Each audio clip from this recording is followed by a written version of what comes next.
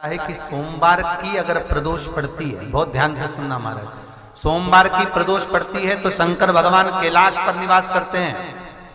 मंगलवार की प्रदोष पड़ती है तो शिव काशी में निवास करते हैं। बुधवार की प्रदोष पड़ती है तो शिव रजत भवन में निवास करते हैं।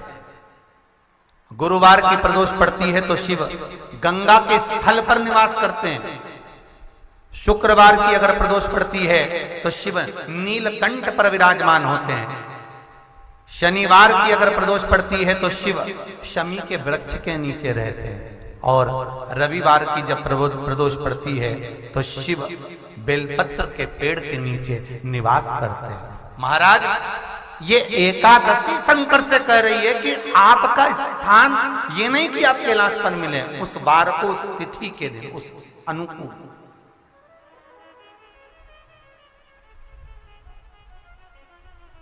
हमारे यहां कहते हैं सोमवार की जो प्रदोष पड़ती है वो इच्छा पूर्ति करती है। मंगलवार की प्रदोष रोग से मुक्ति देती है। बुधवार की प्रदोष कामना की पूर्ति करती है। गुरुवार की प्रदोष शत्रुओं का नाश करती है। शुक्रवार की प्रदोष सुख और शांति देती है। शनिवार की प्रदोष संतान का सुख देती है। और रविवार की प्रदोष जो काम दुनिया में कोई नहीं कर सकता वो अचूक फल की प्राप्ति रविवार की प्रदोष करा देती है। महाराज, ऐसी प्रदोषों का नियम वर्णन किया चाहिए। भगवान कहते ठीक है, तू थोड़ी देर खड़ी हो। एकादशी सम्मुख खड़ी हुई। पार्वती जी ने जिस अंगुष्ठ का जल पीने के लिए लिया था हाथ में, बस पीने ही वाली थी, शंकर भगवान ने वही हाथ में जल लेकर एकादशी के हाथ में उसको देकर कहा, ले, ये मेरे द्वारा निर्मित एक व्रत है जिसे त्रयोदशी के दिन तूने मांगा है, मैं तुझे देता हूं। आज इस व्रत का फल मैं तुझे प्रदान करता हूं। अब तू जिस जीवात्मा को लेकर जाएगी उसका पाप प्रबल नहीं होगा। किसी स्त्री, पुरुष, बालक, बुजुर्ग जो भी होगा जिसने प्रदोष का व्रत करा होगा, वो जीवात्मा को तू किसी फल की कामना से नहीं, स्वतः ही लेकर चली जाएगी।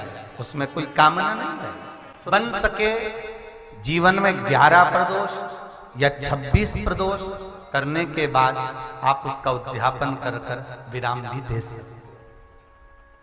पर जीवन में एक बार प्रदोष का व्रत मौका मिले, जिस कामना से, जिस दिन का भाव आपके मन में आए कि मुझे रोग से मुक्ति पाना है तो ये प्रदोष मुझे करना है, मैं और रोग मुक्ति के लिए, हम जो भी आपके मन में आ रहा है, संतान प्राप्ति के लिए शनिचरी प्रदोष, आप उसका स्मरण करें। फिर लिखा शिव महापुराण में, बड़ा सुंदर लिखा वेदव्यास जी ने, मान लो आप प्रदोष का व्रत नहीं कर सकते, आप अगर व्रत नहीं कर सकते तो प्रदोष के दिन, प्रदोष काल में शाम का समय सूर्यास्त का कुछ पल, कुछ घड़ी के पहले से लेकर बाद तक का प्रदोष काल के अंतर्गत आप शंकर जी के मंदिर में जाकर 1 लोटा पानी, 5 बेलपत्र भी अगर समर्पित करते हैं तो संपूर्ण प्रदोष का फल आपके भाग्य में प्रबल हो जाए। शिव महापुराण में इसका, ये मेरे महादेव की वो त्रयोदशी है। इस त्रयोदशी पर आज सोम प्रदोष भी है। इस त्रयोदशी का मतलब अगर संसार के लोगों को मालूम पड़ जाए, ये केवल साल भर में एक बार आती है। महाराज, वर्ष में केवल एक बार मार्गशीर्ष मास के शुक्ल पक्ष की जो त्रयोदशी होती है, इसको अनंग त्रयोदशी कहते हैं।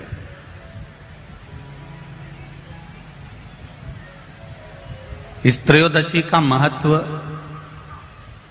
जिसके परिवार में पति पत्नी का झगड़ा होता हो, जहां अदालत तक बात पहुंच गई हो, या बेटियां मायके रह रही हो, पति कहीं दूसरी जगह रह रहा हो, या किसी पति का या पत्नी का स्मरण कहीं दूसरी जगह हो, इस अनंग त्रयोदशी का मात्र स्मरण, इस अनंग त्रयोदशी का मात्र पूजन, पूरे साल भर में आप शंकर भगवान की आराधना करते हो, पर इस अनंग त्रयोदशी की आराधना का फल ही दूसरा है, इसका महत्व ही दूसरा है।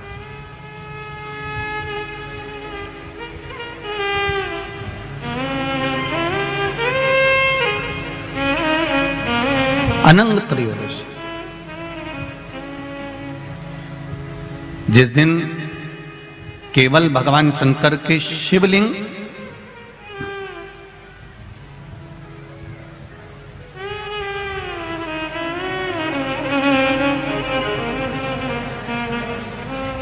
जैसे ये जलाधारी है माता पार्वती जी का हस्तकमल, ये शिवलिंग रखा हुआ है। ये जलाधारी में से पानी बहने का स्थान, बीच में मोटी सी लाइन जहां अशोक सुंदरी विराज रही है, राइट में गणेश जी, लेफ्ट में कार्तिकेय जी, और गोल जो भाग है वो माता जी का हस्तकमल है। और ये जो शिवलिंग रखा हुआ है ये शिव का स्वरूप है। जहां पर भगवान शंकर का शिवलिंग रखा हुआ है उस स्थान पर आज अनंग त्रयोदशी के दिन मात्र जिस पति पत्नी का आपस में बैर चल रहा हो, अदालत में झगड़ा चल रहा हो, विवाद चल रहा हो, आपस में प्रेम समाप्त हो गया हो, एक दूसरे का सम्मान करना भूल गए हो, बात बात में झगड़ा करते हो, जरा जरा सी बात में मन मोटाव हो जाता हो, वो केवल एक कच्चे दूध की मात्र उंगली को भिंगाकर अगर जहां शिवलिंग रखा हुआ है वहां पर केवल कामदेव रति शिव और पार्वती का नाम लेकर मात्र उस कच्चे दूध की मात्र उंगली ही फेर देते हैं तो उन पति पत्नी का जिंदगी में कभी विवाद नहीं हो सकता और कभी गलत मार्ग पर वो जा नहीं सकते। ये अनंग त्रयोदशी की महत्वता है, आज की महत्वता।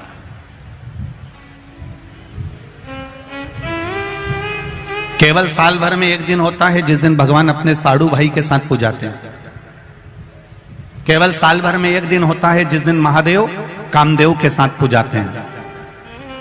केवल साल भर में एक दिन होता है अनंग त्रयोदशी का दिन जिस दिन भगवान शंकर ने कामदेव को भस्म करा था और उसको अनंग कर दिया था।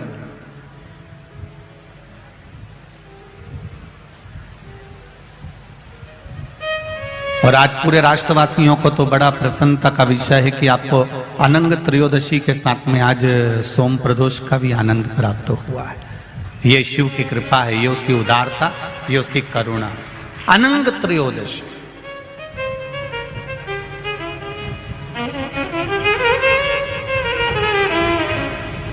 अनंग त्रयोदशी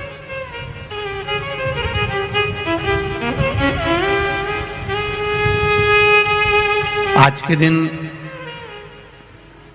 जो 35 साल के हो गए, 30 साल से ऊपर के हो गए, 42 साल के हो गए और जिनका विवाह नहीं हुआ है वो बेलपत्री की मध्य पत्ती पर केवल कच्चा दूध लगाकर ही भगवान शंकर को समर्पित कर देते हैं तो अगली जो अनंग त्रयोदशी आती है उससे पहले उसका मंगल विवाह हो जाता है। इतना महत्व है अनंग त्रयोदशी। कई लोग सर्च कर रहे हैं, प्रदोष का व्रत है, प्रदोष के व्रत में आज मान लो मंगलवार का प्रदोष है, मान लो सोमवार का प्रदोष है, मान लो गुरुवार का प्रदोष है, तो प्रदोष में मैं क्या खाऊं, आज के व्रत में क्या खाया जाए। लोग नेट पर सर्च करते हैं, लोग गूगल पर सर्च करते हैं, किताबों में ढूंढते हैं, पोथी पुराणों में ढूंढते हैं क्या खाया जाए।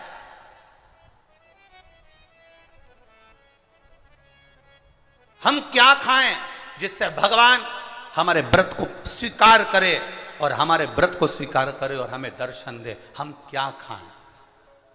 हमारा तो केवल इतना सा निवेदन है, किसी भोले व्यक्ति का, किसी गरीब व्यक्ति का धन मत खाओ, प्लाट मत खाओ, उसका पैसा मत खाओ। अगर तुमने उसका प्लाट नहीं खाया, उसका पैसा नहीं खाया, उस गरीब व्यक्ति का, उस भोले व्यक्ति को तुमने धोखा देकर कुछ अगर खा लिया तो समझ लो कि भगवान तुम्हें माफ नहीं करेगा। तुम कुछ खाओ चाहे मत खाओ, पर किसी सीधे, किसी भोले और किसी गरीब व्यक्ति का हक मत खाओ, तुम्हें व्रत का फल मिल जाए, तुम्हें व्रत का फल प्राप्त हो जाएगा। भगवान शिव गर्दानी त्रिकालदर्शी कैलाशी अविनाशी की कथा कर रहे। तारकासुर के 3 पुत्रों को मारने के लिए भगवान शंकर पशुपति नाथ बने। भगवान शिव का नाम पशुपति नाथ हो। 3 क्रम है, एक है पशुपति व्रत, दूसरा है पशुपत्य योग और तीसरा है पाशुपत्य अस्त्र। कलिकाल में संसार में हम लोग ना तो पाशुपत्य योग कर सकते हैं, ना पाशुपत्य अस्त्र प्राप्त कर सकते हैं, पर अपनी कामना की पूर्ति के लिए भगवान से अगर कुछ पाना है तो हम पशुपति व्रत जरूर कर सकते हैं। पशुपति व्रत 5 सोमवार का व्रत है। पूजा की थाली लेकर मंदिर में जाओ, सुबह पूजन कर कर आओ, वही थाली को उठाकर रख दो, उसी थाली को शाम को फिर मंदिर लेकर जाओ। प्रसाद बनाकर लेकर जाओ, मीठे का खीर बना लो, सीरा बना लो, हलवा बना लो, मीठा चावल बना लो, कुछ भी बना लो, पर मीठे का प्रसाद लेकर। थाली में 6 दिए लेकर जाओ, 6 ही दिए जमीन पर रखो, प्रसाद के 3 हिस्से करो, 5 दिए प्रज्वलित करो, जलाओ, प्रसाद के 3 हिस्से कर दो। 1 दिया मंदिर में नहीं जलाना, उस दिए को वापस थाली में रख लेना। प्रसाद का 2 हिस्सा मंदिर में छोड़ो, 1 हिस्सा थाली में रखकर, जो दिया नहीं जलाया है उसको थाली में रखकर, बाबा का जब पूजन पूरा हो जाए उस थाली को लेकर घर आ जाओ। घर पर अंदर प्रवेश करने से पहले, घर के अंदर जाने से पहले सीधे हाथ की ओर घर में बाहर बैठ जाओ, सीधे हाथ की ओर बैठकर घर की ओर मुख कर कर जो 6 नंबर का दिया है जिसको मंदिर से लेकर आए हो बिना जले, उसको वहां जलाओ, प्रज्वलित करो, बाबा से प्रार्थना करो, आज मेरा पशुपति व्रत पहला है बाबा, स्वीकार करना। शाम को जब भोजन करने बैठो तो जो मीठे का प्रसाद लेकर आए हो 1 हिस्सा वो तुम खाओ, उस प्रसाद के हिस्से में से किसी को नहीं देना। वो खाने के बाद फिर भोजन खाओ, भोजन करो, भोजन प्राप्त करो। ऐसे 5 सोमवार का व्रत करो। कहीं जाना पड़ जाए तो एक व्रत छोड़ दो, कोई काम पड़ गया तो छोड़ दो, रजस वाला धर्म बीच में आ गया तो छोड़ दो, फिर अगला व्रत करो, पर गिनाएंगे 5। 5वां व्रत जब करो तो अपने साथ या तो 108 चावल ले जाओ, या बेलपत्र ले जाओ, या फूल की पंखड़ी ले जाओ, या मूंग ले जाओ, कुछ भी लेकर जाओ। श्रीफल भेंट बाबा को चढ़ाकर, ऐसे ही 6 दिए रखकर, 5 दिए प्रज्वलित कर कर, प्रसाद के 3 हिस्से कर कर, 2 हिस्से मंदिर में छोड़कर, 1 हिस्सा साथ लेकर, बिना जला दीपक साथ लेकर घर के दरवाजे के पास बैठकर फिर उसे प्रज्वलित करो। 5 व्रत पशुपतिनाथ के पूरे आनंद के साथ बाबा से प्रार्थना कर कर करो। 3 महीने के अंदर बाबा तुम्हारे मनोरथ को पूर्ण जरूर करें। एक बार नहीं सुने, दूसरी बार करो, 2-2 महीने छोड़ कर करो, पर पशुपति व्रत करते रहो। जितना पशुपति व्रत फल देता है, जैसे पाशुपत्य अस्त्र में बल होता है, जैसे पाशुपत्य योग में बल होता है, उससे 1000 गुना ज्यादा बल पशुपति व्रत में होता है। इसलिए उस व्रत को धारण करो। कपट के विहीन, छल के विहीन, लोभ के विहीन, प्रपंच के विहीन, जब हम बिना कपट के, बिना छल के, बिना प्रपंच के, बिना दिखावे के, बिना लोभ के, बिना लालच के